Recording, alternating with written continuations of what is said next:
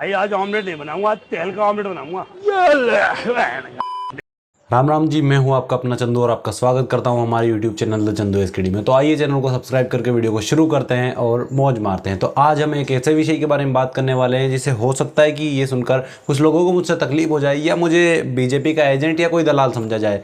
वैसे तो मैं राजनीति में पढ़ता नहीं, पर इस देश में कुछ ऐसे नेता या कह लो कि कुछ ऐसे भड़वे हैं जो मुझे ये सब करने पर मजबूर कर देते हैं। पॉलिटिक्स से मेरा कोई नाता है नहीं, पर जब ये भड़वे मेरे देश और मेरे धर्म के बारे में फालतू की बयानबाजी करते हैं तो मुझे बोलना पड़ता है, क्योंकि मैं इस देश का एक जागरूक नागरिक हूँ। मेरा ज़मीर जिंदा है, मुझे गर्व है अपने हिंदू होने पर और मैं छाती ठोक कर कहता हूँ कि हाँ, मैं हिंदू हूँ। भारत की संसद में एक संवैधानिक पद पर खड़ा होकर वो मिश्रित पप्पू हिंदुओं को हिंसक बताता है। जो लोग अपने आप को हिंदू कहते हैं वो 24 घंटा हिंसा हिंसा हिंसा।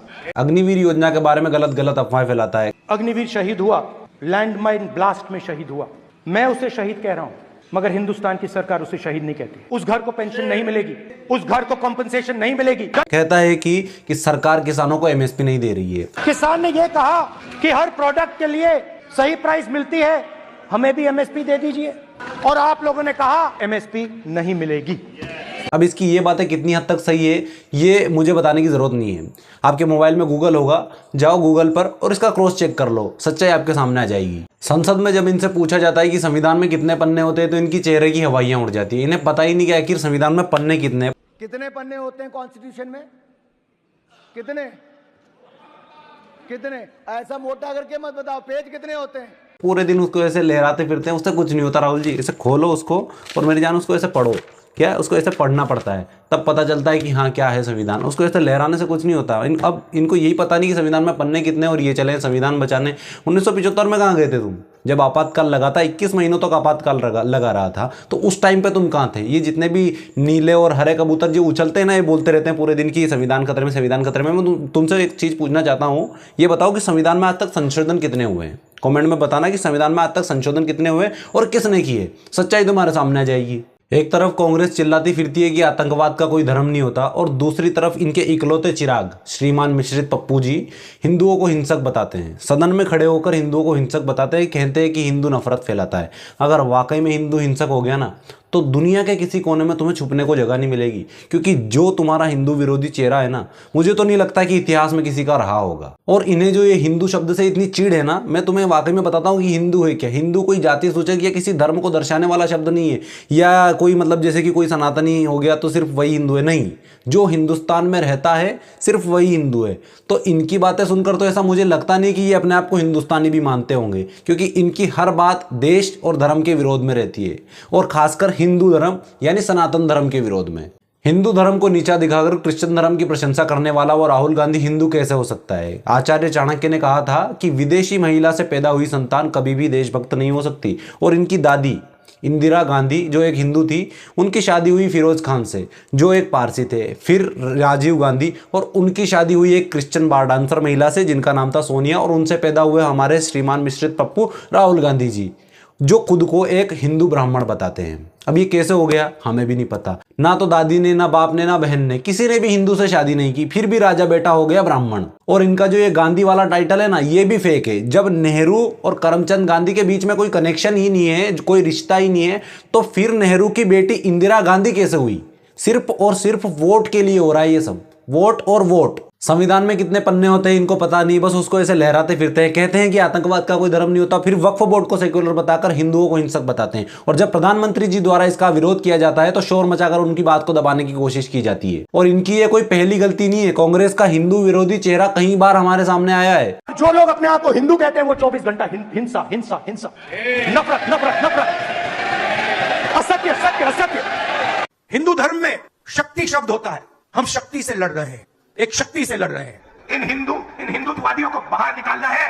लोग मंदिर में जाते हैं, मत्था टेकते हैं, देवी की पूजा करते हैं, वही लोग आपको बस में छेड़ते हैं। मैं दोबारा इनसे कहना चाहता हूं कि अगर वाकई हिंदू हिंसक हो गया ना, तो इनके नाना मामा जितने भी दुनिया भर के इनके जो संबंध है ना, कहीं चले जाएंगे, बच नहीं पाएंगे। इसलिए कह रहा हूं कि समय रहते ही पूरे हिंदू समाज से माफी मांग ले। स्क्रीन पर अभी आपको एक आदमी की फोटो दिख रही होगी। अगर आप इन्हें जानते हैं तो बहुत अच्छी बात है, अगर नहीं जानते तो मैं आपको इनके बारे में बता दूं कि इनका नाम है रमेश बिदूड़ी और ये एक पॉलिटिशियन है।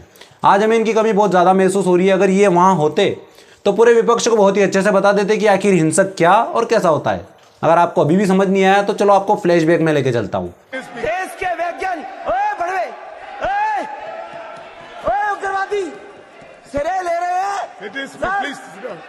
उग्रवादी बोलने नहीं दूंगा कभी खड़ा होगा, ये बता रहा हूँ। उग्रवादी आतंकवादी है, उग्रवादी है, ये मुल्ला आतंकवादी है। इसकी बात बाहर देखो इस मुल्ले को। अब हम बात करेंगे एक बकरे के बारे में जो हैदराबाद लोकसभा सीट से एक सांसद है, हाँ मिस्टर असदुद्दीन ओवैसी। और ओवैसी साहब के बारे में एक बात कहना चाहता हूं, ये बहुत बड़ा चूतिया है बहन का। मामला थोड़े दिन पहले का है जब ये कटपीस संसद भवन में एक सांसद की शपथ ले रहा था। उस दौरान इसने जय फिलिस्तीन का नारा लगाया था। जय फलस्तीन। अब मुझे ये समझ नहीं आ रहा कि एक व्यक्ति भारत के संसद भवन में खड़े होकर एक संवैधानिक पद की शपथ लेते समय न तो जय हिंद जय भारत का, न जय भारत माता की जय और न ही वंदे मातरम का नारा लगाता है। नारा लगाता है तो जय फिलिस्तीन का, जिसका हमारे देश से कोई संबंध नहीं है। ये लोग अपने राष्ट्र से नहीं बल्कि अपने मजहब से प्यार करते हैं। और अगर इसे इतना ही प्यार है अपने मजहब से तो चला जाए फिलिस्तीन, या बंटवारे के समय चला जाता पाकिस्तान। और मैं दावे के साथ कह सकता हूं, अगर ये बंटवारे के समय पाकिस्तान चला जाता ना तो आज ये कहीं चावल या आटे की लाइन में खड़ा होता। इनकी इसी देशभक्ति को देखकर मुझे एक शायरी याद आ गई, तो मैं वो सुनाना चाहता हूँ। अब ये उसे शायरी के रूप में ले या चेतावनी के रूप में, कुछ भी ले, मैं आपको सुनाता हूँ कि सबका खून शामिल है इस मिट्टी में, हम अनजान थोड़ी हैं। कि सबका खून शामिल है इस मिट्टी में, हम अनजान थोड़ी हैं। और जिनके अब्बा ले चुके पाकिस्तान, उनके बाप का हिंदुस्तान थोड़ी है। राम राम। अब हम बात करेंगे पश्चिम बंगाल के बारे में, जहां का कानून इतना सख्त है कि आप वहां की स्टेट गवर्नमेंट पर मीम भी नहीं बना सकते। अगर आप ऐसा करते हैं तो आपको जेल तक हो सकती है। पर अगर उसी जगह आप किसी से मारपीट करते हैं, किसी का घर तोड़ दें, गुंडागर्दी करें या किसी का बलात्कार भी कर दें तो आपको कोई सजा नहीं होगी, बल्कि इसके लिए आपको इनाम दिया जाएगा।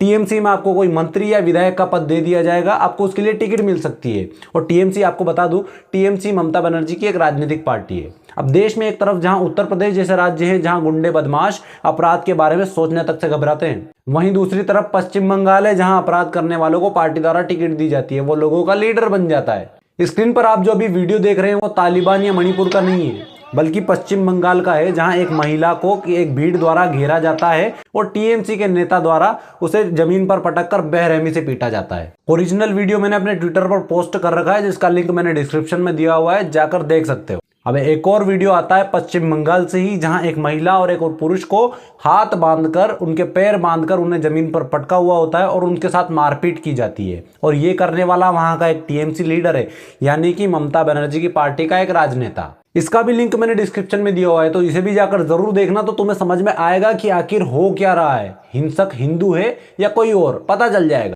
और अगर तुम इस वहम में हो ना कि गलत है तो वहां के लोग हैं, हमारे यहाँ के तो सही, हमारे बीच तो कभी गाली गलौच नहीं हुई, वाद विवाद नहीं हुआ, तो ये कैसे गलत हो सकते हैं।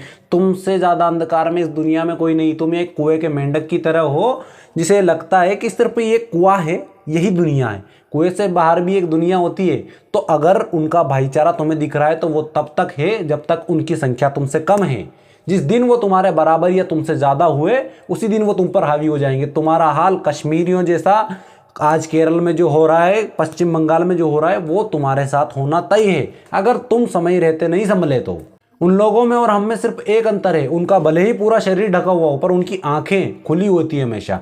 पर हमारा भले ही पूरा शरीर खुला है पर हमारी आंखें, जिन पर एक भाईचारे की पट्टी बंधी हुई है, जिससे हमें सिर्फ वो दिखता है जो हमें दिखाया जाता है, हमें वो नहीं दिख रहा जो हमें देखना चाहिए। संभलने की जरूरत है, संभलने की। जागो जागो जागो, आखिर कब तक सोते रहोगे। अगर तुम्हें पश्चिम बंगाल के हालात देखने ना, एक महिला की जुबानी सुनाऊंगा, मैंने डिस्क्रिप्शन में लिंक दे रखा है, तुम जाके लिंक पे क्लिक करो और वो वीडियो देख के आओ पहले तो ट्विटर पे, तुम्हें पता चल जाएगा। वहां ये हालात हैं जब एक महिला मुख्यमंत्री है, तब ये हालात हैं। हम जो ये सोशल मीडिया पर बैठकर स्टेटस स्टोरी या बायो में सिर्फ कट्टर हिंदू लिख लेते हैं, या धर्म रक्षक हो गया, धर्म सर्वोपरि, धर्म रक्षिता रक्षिती, कुछ नहीं होता भाई, इससे कुछ भी नहीं होता।